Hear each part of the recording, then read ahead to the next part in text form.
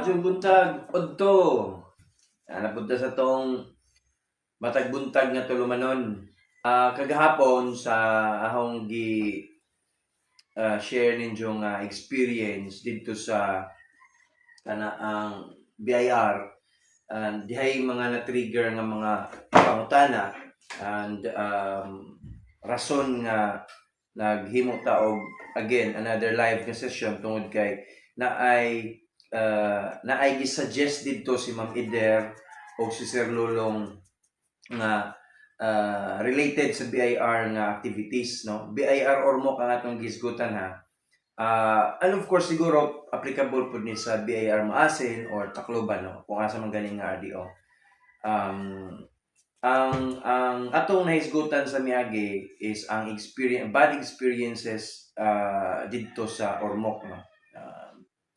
Medyo watoy lami, but then tungod kay di kinahanglan nga buhaton na to ang atong obligasyon, which is ang pagbayad sa tax.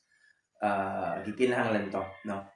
So mo nay atong paghisgutan karong adlaw, o before na mga pisa ta lami ang kape sa buntag. Parisan o pandisal.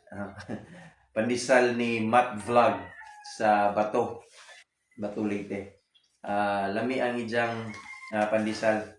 So again, ang atong topic karong adlaw is may tungod sa kanaang BIR nga concern gihapon, no? Again, si Ma'am Eder nagpada og kuan comment, no? Nag-comment si Ma'am Eder nga ang ijang giingon na, sir, kana ang pwede man ka magpa-appointment para why hassle, di na pud ka kinahanglan nga mulinya, which is true. Tinuod na ang BIR naa sila'y kana bitawng pamaagi nga somehow maminusan ang imong concern sa paghuwat, and then para pud masiguro nga abot nimo ngadto, sigurado nga makater ka. Labi na para ni sa mga tagalagyo, no? Tagalagyo, Bato, Matalom, Longos, katong mga taga-Palumpon, Leyte. So mao nay comment ni Ma'am Eder. Mao ni ang ijang comment diri sa taas. So ingon siya nga again, ingon siya nga kana ang online karon sa ako nagkaingon, tinuod na, pwede na, no? And nagamit ko na. But tungod kay naay mga panahon nga naay magpamalihog bitaw nga kunyari magpa-update sa COR, Certificate of Registration sa BIR. Magpa-update sa ilang email address. Okay, email address tungod kay dili sila makasud sa online system sa BIR. So magpa-update sila sa ilang mismong profile, no, sa BIR, sa ilang business mismo. So mo nay rason nga nung inigadto na ho, daghan man lagi kugda mao nga dili na makaya sa online nga booking appointment, Ma'am Eder. Isara na siya ka transaction ang imong mahimo kung online ang hisgutan. Mao nga kana ang maglisod ta na. No, again, ang akong gibuhat ngadto is timan niya naghikay ko og yuta. Titulo, syempre magbayad ta sa estate, magbayad ta sa estate tax, magbayad ta sa preparation for e-car or electronic certificate authorizing registration sa before ka moadto sa LRA or sa Register of Deeds. So mo ni ang rason ug nganong dili maggamit na to kanunay ang online tungod kay again limited. Ang usahay pa ang online dali ra mapuno tungod kay again limited gihapon siya sa oras, no? Kada isa ka booking 30 minutes.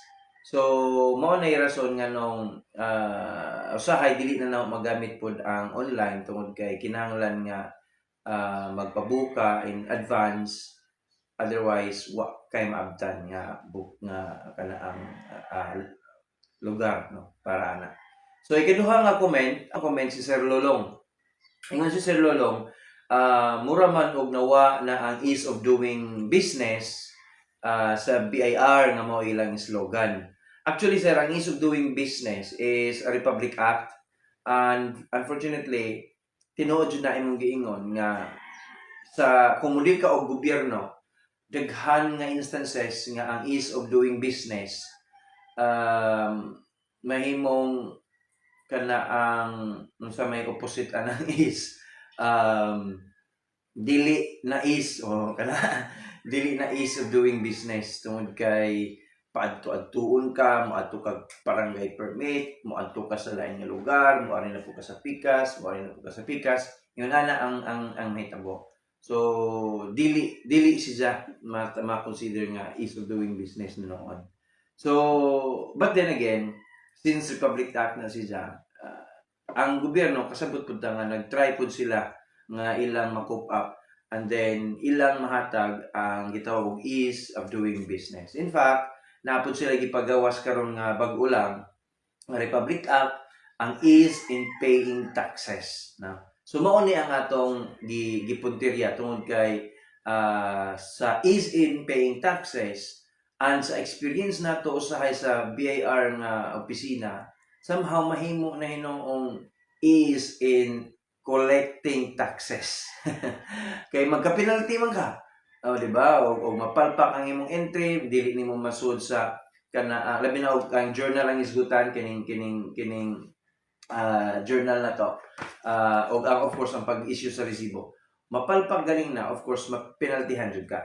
And if ever gani late ang imong ang submission nimo sa imong kana returns, na mo nang mapinaltihan ka. So mo nang usahay, imbes nga ease in paying taxes, is in collecting nino o na katungod maka penalty naman ka. So mao ni ang nahitabo nga experience nato sa Ormoc. BIR ang isgutan ug sa mga balak magnegosyo. Sa mga balak magnegosyo, ang ako ra gadyong i-advise og tip, no, since experience naman ta sa paghikay sa mga dokumento, make sure nga ang inyong dokumento is kompleto. No? Shout out sa mga negosyante diha, mga entrepreneur. Shout out ninyo guys ug sa atong nagtan-aw sa atong live nga kana session karon. Kung ikaw nagbalak magnegosyo, ma-online man or traditional, make sure nga kompleto ang mga dokumento. And by the way, books of accounts, guys, kining books of accounts arang ka importante ni si Zacadyo whether you are doing the business online or offline. Wa ganing ni so that is 10,000 fines. Resibo nimo dili kompleto, inig-adto nimo na sa BIR, sigurado jabo.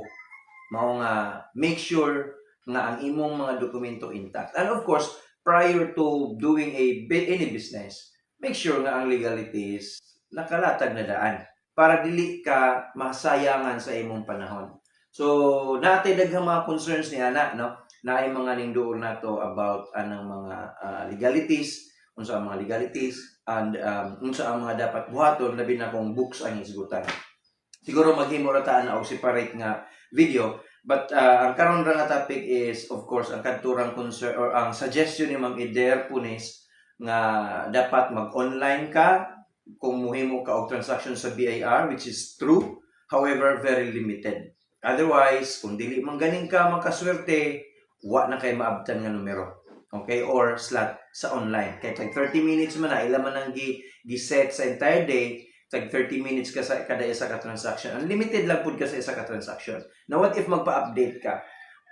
Update sa imong COR. What if magpa-update ka sa imong oros? Wala na kay masudlan.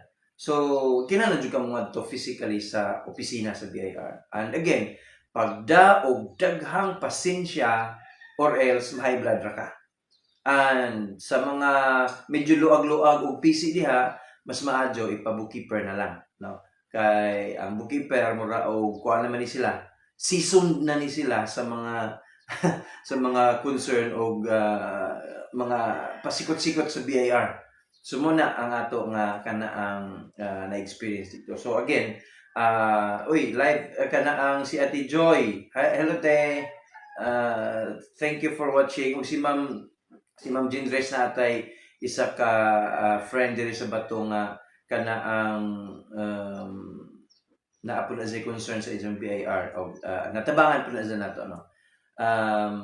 Hello ma'am, good morning. Ate Joy, good morning. So again, dili na ako on ang ato rang giisgutan karon is in connection doon sa kanaang suggestion no sa atong friends sa Facebook nga nagsuggest nga dapat kung mo transact ka sa BIR gamita ang online system nila, which is true. However, since limited siya, make sure nga imong ma-prepare na before ka mohimo sa maong transaction.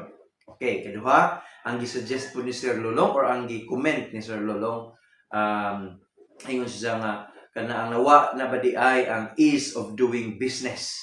Okay, so unfortunately sir, since it is a Republic Act, but somehow wa siya kaadyo na practice and or kung na-practice man ganing naay mga ginagmay nga ginagmay nga mga palpak and need of adjustments. So hopefully maka-cope up ang atong mga agencies, government agencies, whatever nga concerns pertaining to kana ang pag-asikaso sa mga Pilipino, no? Labi na sa mga negosyante, di ba? So again, more no, so and in connection anang ease of doing business, dapat gitawag to is in paying taxes. So ang ease of in paying taxes, daghan ang mga provisions nga gihatag which is very good para sa mga micro entrepreneur, micro and small entrepreneur, and this is right time sa mga naay problema sa BIR sa pag-close ilang business o sa pag-atiman sa ilang mga negosyo kay naay bag-o nga gipagawas nga balaod. Though arguably applicable ang maong Republic Act bisan og old ang imong issue, we can find a way. No, we can find a way nga mahimo siyang naay ease, no?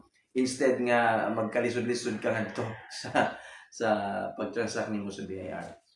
So with that, mao lang na atong topic. Anyways, kung naamoy mga suggestions, comments no with regards to BIR, like sa gibuhat ni Ma'am Eder o ni Sir Lolong, feel free to share your thoughts. Just comment, and then next day maghimo na pud tawag another live na session. Again, topic is the BIR concerns. So natay mga experiences with regards to pagkikay sa mga yuta, estate tax, paghikay sa kanang transfer of title, and then preparing for e-car or again electronic certificate authorizing registration unsa ang mga gikinahanglan. So mao na ang atong mga na-experience na. So kung naamoy mga issues, concerns, feel free, and we'll try our best nga mahatag ang the best nga answer. If not perfect nga answer, at least close to perfect. Otherwise pwede man nato nga mahimuan or mapangitan og kanang ideas nga mapahaom. Again, naman tay balaod no. And ang kining atong gibuhat nga paghikay og mga dokumento ngadto sa BIR, in line na siya sa atong tax code no. Kining tanan nga mga gibuhat nato is na ang atong reference is ang atong tax code no.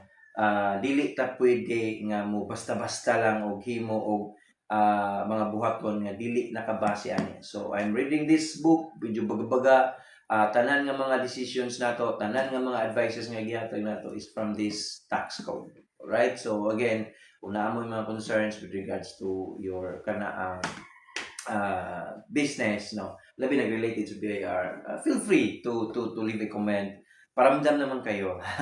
Bitaw. Again, so unless kung naamoy mga other live nga concerns or questions, feel free, kay naatay pipila ka minuto, siguro mga 1 or 2 minutes para mo answer ana. While waiting, magkape sa ta. Alright, lami ang atong kape guys. Parisan og pandesal, malunggay pandesal. So mo to no, ang ato nga gibuhat, it's all about the BIR concerns. Ma'am Fe Udias, good morning ma'am. Thank you for watching our live session today, early morning. Mga pita, I hope nga nakakapi na pud mo. So, kung wala na mo'y questions, anyways, mabilin man ni ang maong video. You can leave any comment sa mga makahabol unja no, sa pagtanaw sa maong video. So, yes ma'am, good morning ma'am Fe, akong classmate. So, ang among topic ma'am is about the BIR concern. So, anyways, later pag nakaka-time, feel free to go over sa mga video and then basin o na po kayo mga concerns, magkaparehata. So, you can leave a comment and or any suggestions. And then, the following day, mag-live na punta and we can talk about it and then discuss during our live session. So, at least maka-reach out po sa uban ng mga nagkinahanglan sa mga bulawanong ideya. No? So, magkukabildo ta sa susubuntag samtang magkape. So, with that, dili na dugayon, kay nadugay na. Daghang salamat sa inyong tanaw o sa pag-attend sa atong live session karon about BIR matters. O again, maadjong buntag, udto, babush!